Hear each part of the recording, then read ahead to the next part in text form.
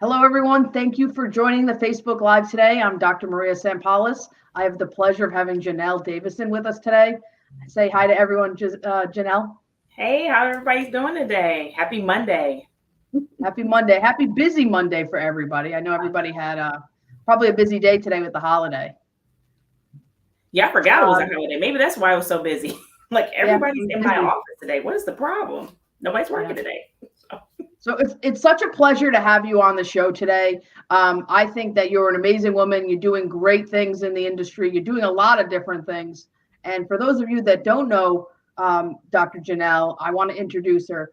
She graduated from PCO in 2006. She was awarded nationally as an eye care provider. Optometry Diva recognized her in 2021 as a thought leader. She was named a finalist in a Women in Technology in the Year of Science Award in 2020. In 2019, the National Coalition of 100 Black women honored Dr. Davis as Woman of Impact in Health. In 2018, Dr. Davison was named one of Xavier University's Louisiana 40 under 40. And the list goes on. There's so many things that you do, and you write in the industry, and you speak, and you hold different positions. Tell us all the things that you're doing, because you're not a one hit wonder. No, and woo, you're making me tired. I'm just joking. Um, but yeah, I mean, I didn't start overnight. So I've been practicing. This is my 16th year. So I say that, and that it's scary that I'm like getting older. But this is my 16th year, and this is my 11th year, 12th year actually, owning my own private practice. And so I do a lot, but most of the things I do are things that I love. And so when I do things that I love, they're truly my passions, whether they're work that I'm doing in the community, work that I'm doing in my practice. So it doesn't seem as much as work as versus things that are just fun that I like to do. And so I am the owner and founder of Very Nice Vision Center, which I started cold in 2010, and we're still up and running and thriving. And then 2018, I started a dry eye and aesthetic suite within my practice, and that's named Premier Dry Eye Spa and Cosmetic Eye Care. So it's like a practice within a practice. So that's a suite that we have, and we do aesthetic, optometry aesthetics. So they're mostly non-surgical options that are available for patients. And then we do dry eye, a lot of advanced dry eye treatments and therapies. In 2017, I started a nonprofit with my sister called SCORE Inc. And what that nonprofit does, we aim to expose and empower girls of color in healthcare fields, specifically optometry, dentistry, in medicine. And so we have an internship program that we do, and this is our 6th year that we're getting prepared for this summer.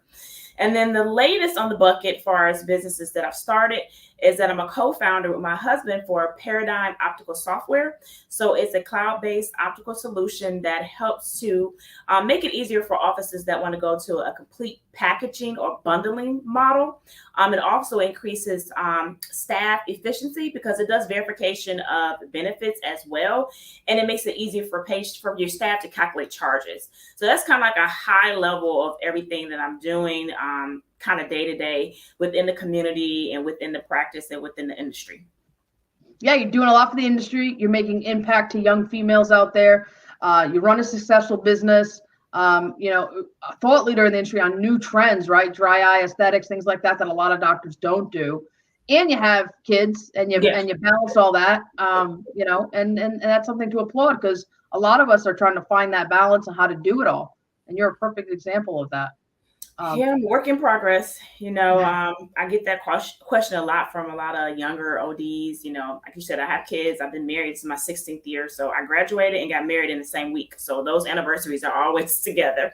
And I have a soon to be 13-year-old and a soon to be 10-year-old. And so their birthdays are in the same week. So I have a problem with things being lumped all up at the same time. I guess I'm just like, I like high stress. But so I'm getting ready for their birthdays next week. And so it's not really balancing, is what I tell younger ODs. It's basically you fuse it. It's part of your life. Like my kids know mommy is an eye doctor. Mommy's going to make it to most of the major milestone things. And there's some things that mommy might not be there for. And they're okay with that. They work in the office in the summer. They were our first junior interns this past summer. They actually get paid. They got their own little bank accounts. And so we just make it a part of the family. And so hopefully one day I'll inspire them for entrepreneurship, or maybe want to be an optometrist. I don't know. My youngest says she wants to be a dentist. So I don't know.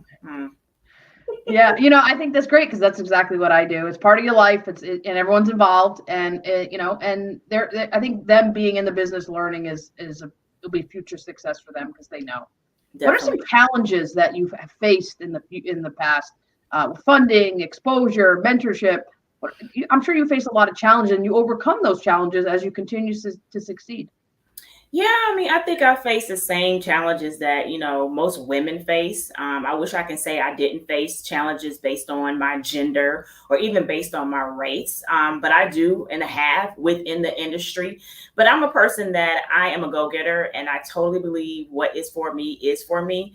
And I just kind of move and walk under a higher power. And so you can think you're closing the door on me, but I'm gonna keep doing the work. And if it's for me, it's gonna be for me. So some things manifest in that time frame, and some things take a couple years for me to get where I need to be, but I just make sure I do the work. I don't let someone else's no or someone else's impression of me or thought of me stop me from doing what I know is in my heart and what I'm capable of doing. So that's why I'm successful. I don't let any man or female, whatever color, religion, tell me what's not for me. Simple as that. I love it, and their work ethic is super important, right? I Yeah, always say I'm definitely got not to going put to in be the work. I always say I'm not the smartest person in the room, but I'll outwork you if I want it. If I want it, I'll outwork you. And I Definitely. think that's just that determination in yourself, finding that in yourself. And I think that you doing all these different things, you have that passion, and that passion what really leads you to do that, right? Um, Definitely. how just in general, how can men and women work together to make bigger things accessible, great ideas in advanced optometry space? It seems like we're all kind of competing against each other. How can we all work together and build off each other? And that's definite, what I observe. There's nothing wrong with a healthy competition because I'm very competitive, so I like to set goals. I make sure I work hard, but there's a nice balance between healthy competition and collaboration. And I think that's what we're missing a lot in this industry as a whole. I think the industry can move light years if we all collaborated, where we have, you have your bucket over doctors over here who are of color, and we want to, give our perspective on eye care. We got these people over here, we got men over here, women over here. We just all realize that we have a common goal, and our common goal is to help our patients. And at the same time, we want to make a good living. We got into this because we want to make money.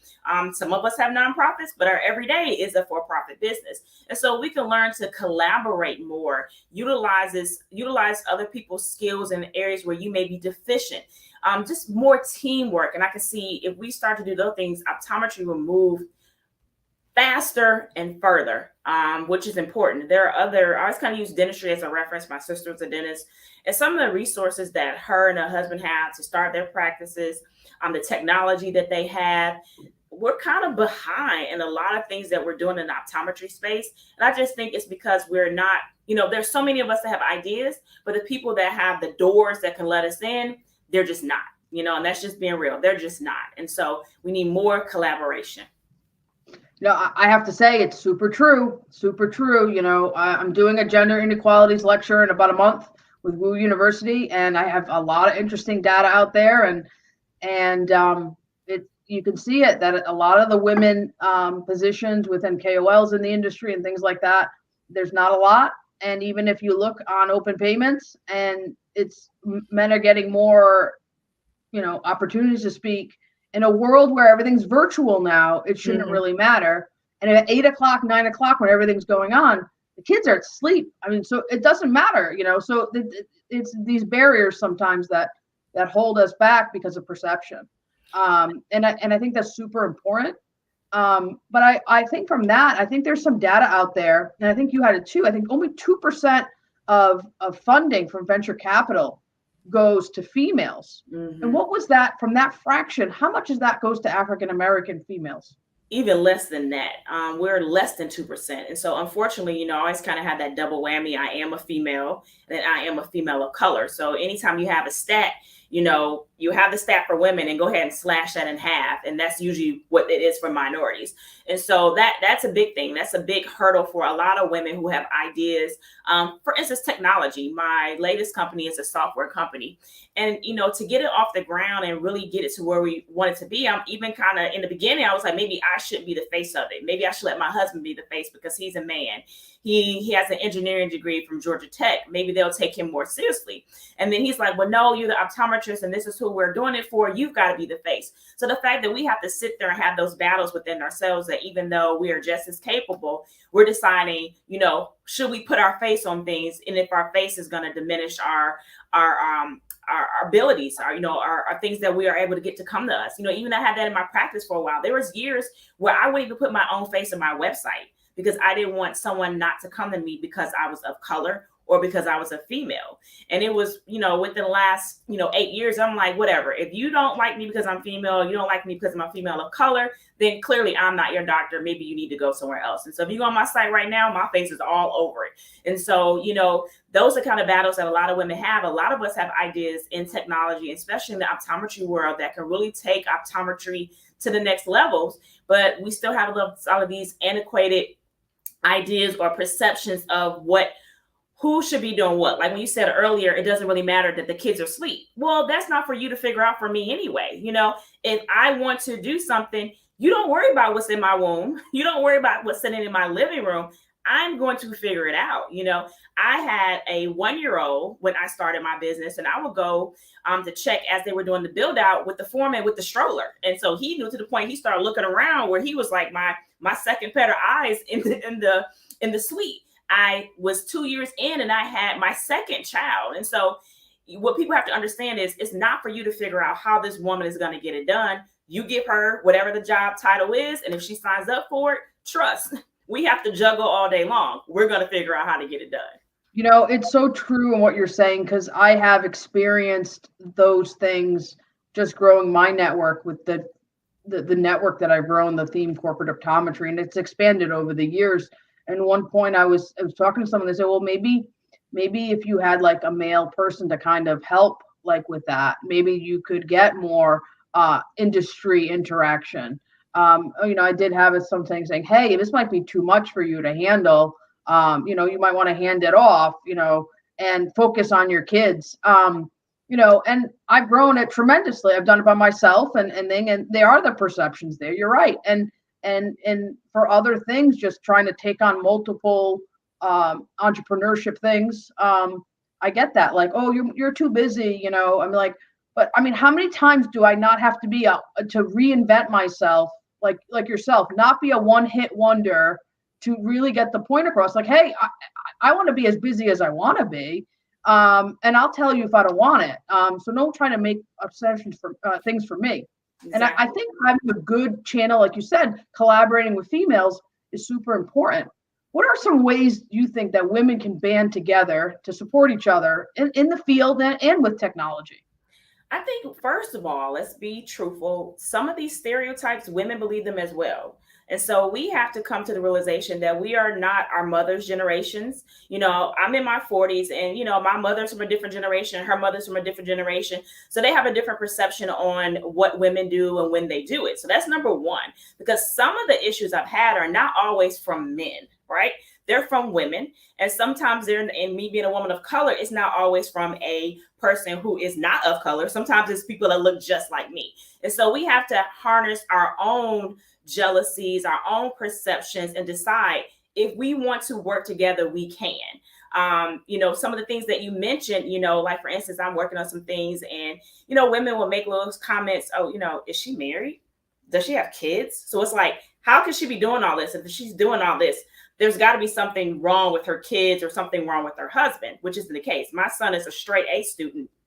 He's got 1B in middle school, plays lacrosse. So he's just like his mom. He sees me, he does it. He does everything. Same with my daughter. So it's nothing, my kids are fine. But I think we have to get rid of our own biases about each other for us women. And then 2, network more. We're not used to networking. Our male counterparts, they get out and they network. They don't get caught up in small little things. Like they don't say, oh, I don't like his shoes. I don't like his dress. I don't like, not his dress, but Atlanta, it could be his dress. I don't like his tie. Yeah. It could be his dress, whatever. I don't like this. I don't like that. We just get caught up in the small things. So just, look at the person as an individual.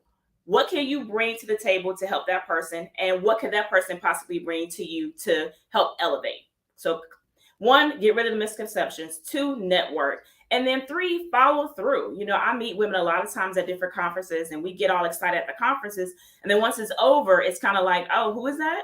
And if you have a way to let somebody through the door and you feel that person is a great candidate, then don't just try to keep that title for yourself. I see that a lot, especially now that we have the titles are of diversity, equity, and inclusion. You may have somebody get elevated to that level, but 3 years later, or 4 years later, you should still be the only person at that level. So if you're going to be in a situation where you're going to make sure there's diversity, equity, and inclusion, then 4 years later, we should see some change. It shouldn't be that same one person that equates to all of that, right? So follow through and make sure if you have a opportunity for a female that you met and you think, what, I think she'd be a great candidate, contact her. I do that all the time, even with my reps. They'll contact me and, I'll have companies call me and say, I'm looking for another rep. And I'll say, I think this person would be great because I know some things as far as how she's able to work with me in my office, work with my patients. I may know a background on what her ultimate goals are, and I will recommend her. And they'll contact me and say, hey, oh my God, thank you, Dr. Davis, and this company calling me because you recommended me for a position.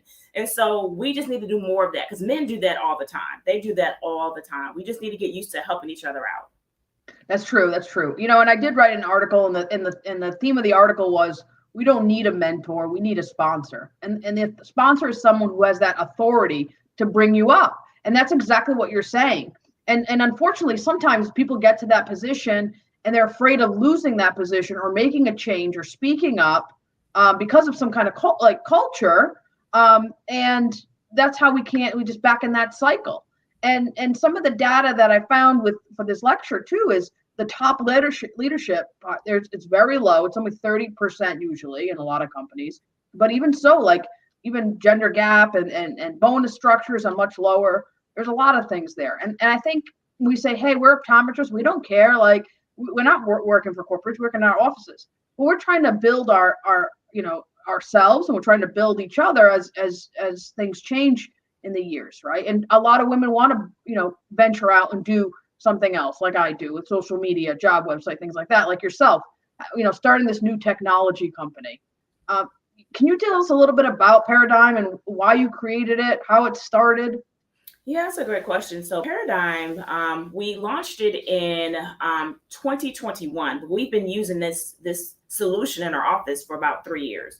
And it was born out of necessity. I'm a solo practitioner. We all have the same pain points, staffing issues, people being at work. When they're at work, you train them, but making sure that they're able to calculate charges properly and being able to do that sometime in a swift environment with, somebody who called out. And so the issue we had was staff calling out and then always having like one key person that could read the benefit and calculate charges. So if that person wasn't there or had to leave early, then you had everybody else kind of fumbling through it. And then lastly, we wanted to increase our revenue per patient. I wanted to get to the situation where I worked smarter, not harder. There was a time where I was seeing like 20 to 30 patients a day. And I'm like, this is completely not life. I cannot do this to retirement age, So what can I do to be able to increase revenue per patient where I can maybe cut the number in half of patients I see per day, but don't necessarily affect the revenue per patient and even maybe increase it. And so one Paradeyem allowed us to go to a packaging model. And so I always try to do packages, even remember when I first opened up in 2011, 2012, packaging, frame and lenses, or your lens options where patients are not picking off certain things. It was like, these are your options. Let's go now what's based on what works best for you, not kind of a la carte every little lens option off of the transaction. And so we were able to figure out, we went through every insurance plan, every network, and calculated based on their benefit. And we had it working in an Excel sheet.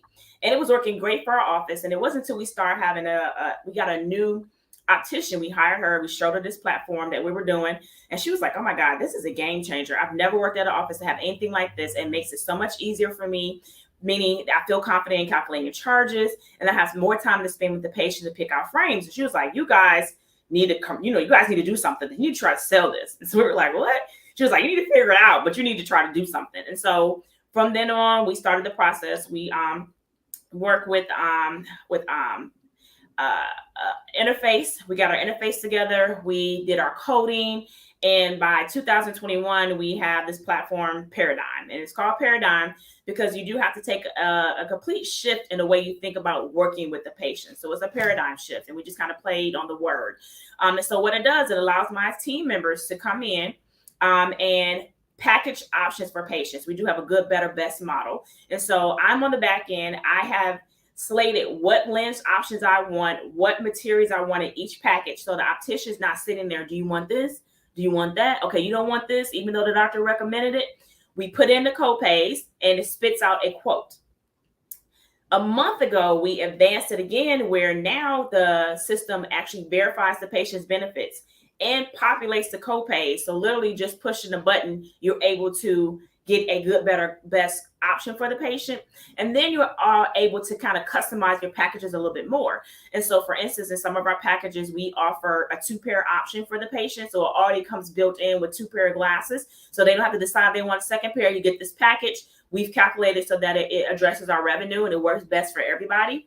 We have a package that has some accessories. And so when anti-fog, when fogging was a big deal with masking, we had anti-fog built into one of our packages. And so now we have a nice little customized logo bundle with anti-fog, a cleaner, a cloth. So you can customize and put anything that you need in the package that would maybe been harder for you to sell a la carte. And you have a good, better, best option. And so from that, we've been using now for about 2 years consistently at my new location. We've increased our revenue 30%. So I see average 14 patients, and now that's a busy day. Most of the time it's between 10 to 14. And but my revenue per patient is 30% higher than what it was 2 to 3 years ago. So I'm seeing less patients, but I've been able to maintain my revenue per patient. And then patients love it. They have this really customized quote that comes out, something that's professional that they can take with them if they need to be able to discuss with a spouse or a partner if they're going to purchase these classes. Sometimes people say, well, I'm going to shop around, because our prices are set where we're confident in the quality that we're offering you. They come right back. And the good thing about it is we can save the quote. So if they say, I was there 2 weeks ago, we set our quotes where they're good for 30 days. The offices can set wherever they want. All of our different offices, 2 weeks, a week, whatever you want. They'll call back and we have everything there. We have the measurements and we're able to process things right over online. You don't have to have the patient come back in if they decide, okay, I want to go with that option that I was quoted out 2 weeks ago. So it's something that is unique. There's nothing out there right now that's doing anything like this. And offices that are using it, it is making a big difference. One, in their efficiency, revenue per patient, and then 2, with the verification. That was the latest thing that we added. So it does verify patient benefits for you and populates those copays. So that way it makes it a lot easier for your staff. Yeah, I think it also probably capture rates much higher, right? Yes. And then it's kind of like the issue with staffing now, it's kind of does it for them. And, so it's not really like selling. And the doctors that are involved, let's say, the smaller practices that don't want to sell, but they have to sell, right? To make that purchase. I think this is another way to do it. So you're not feel like you're selling something, right? Exactly. And I think this is, yeah, and it works out good too for the smaller offices. You can do pre-quotes. And so if you have your across the board packages, you can verify the benefits and pre-quote it and just change it based on frame. So you can say this is an average price frame in our office. This quote, the bottle number will go up or down depending on what frame you pick. And the important part about this is across all insurance plans and cash pay. So a lot of people say I do packaging where they have a package, but it's only for a cash paying patient. If a patient is not cash paying, they have not figured out how to offer a one solution, but incorporate their copay so that when a person sees this, we have it where it says, this is the retail price, this is what you're saving, this is what you're out of pocket. And this takes into account the insurance that you have. And so, and then we have an option where you can do a self-pay as well. So it works with IMED, VSP, Davis, soon to be IMED, VSP, Spectera, Davis, and soon to be Superior. And then we have a cash paying / discount option. So it's most of your major insurance plans that it works well with. Yeah, because that's another way. Like doctors always complain about vision plans, right? And this is a way to kind of help revenue. Where do you see the software in the next 12 to 8 months? And so in the 12 to 18 months, what we want to make it is not just a one-stop solution. If you know me, I think a robust suite of options to have. I'm always doing something different in my practice. And I sometimes think that people are as constantly thinking about their career and how to advance themselves and how to make the experience different and better in their office. And that's not the case. So we have certain ways that we sell contact lenses in our office. So we want to be able to implement a way to make it easier to calculate charges for contact lenses, but patients that are in the office, not necessarily worried about things that walk. We don't worry about what walks. We worry about what's here. And if you decide to walk, then honestly, you may not be our client. What allows us to do with packaging is that we don't have to get so focused on we got to capture everybody, because sometimes people will have 100% capture rate, but they're all covered. They're not getting any additional revenue outside of what's covered. So you may have 100% capture rate and I have a 56% capture rate, but annually gross wise, I make more money than you. So think about that. And so that's huge. That's important. So we want to be able important. to add training in there, contact lens options. We want to be a whole robust platform for independent small office. Yeah, so I think that's super important, where some doctor like, I'm just going to take whoever comes through the door. I'm going to see as many patients as I can. And then at the end of the day, you're adding more staff, right? You're more stressed on you. You get home, you're tired. You can't do everything else. It's just tough. Like you said, the same thing I was thinking. I was like, I can't do this for another, 30 years, 25 years. I can't do this, and even like, I'm like, hey, I switched to scrubs now. I'm wearing sneakers. Even then, but I'm like, it's still tiring. Yeah. So it is ways that software can really make your life a lot easier. And then that way it's also data too, that you can look back and see how you can improve in the next year, right? Definitely. And it captures how many packages you're selling. Like I said, healthy competition is not bad. And so it actually will list your different opticians or whoever's selling for you, so they can see, okay, this optician is doing this versus that one. Just a little friendly, healthy competition. Those friendly competition goes a long way in the office, and where you can be able to give them certain bonuses or prizes. And so the sky's the limit, but we want to make sure it's a robust platform for small businesses, small practices that may have one solo doctor like me, 3 to 4 staff average. And if somebody's out, you don't feel like your day is completely derailed, because you can pre-quote. Anybody can sit in and punch in the frame allowance, verify, hit the button, it verifies. It just makes it a lot easier for everybody to kind of be involved and not be dependent on one person. That's right. That's very important. How can doctors, is Paradeyem out for doctors to purchase for their own practices? We're doing demos. So you can visit paradeyem.com. So it's Paradeyem. We're actually going to be hosting a webinar March 21st. So visit our website. Also, you can visit us on Instagram at Paradeyem Software and sign up for our free webinar. And that webinar is going to talk a little bit about our story, why we developed Paradeyem. Also in the kind of background, how Paradeyem works, but you can always set up a free demo. Sure. Yeah. And then just send me that link and I'll post it in the Facebook group as well, so people can do it, because I think people sign up last minute on stuff. Mm-hmm. So I'll send that out. We have that. But I also want to talk about the other great thing that you're doing, that you really make a huge difference. You make an impact, and you devote your time, right? I mean, that you have so much going on, but you find time to do the right thing. How are you influencing women and girls all around in healthcare, and you're doing it in Georgia, and how are you expanding?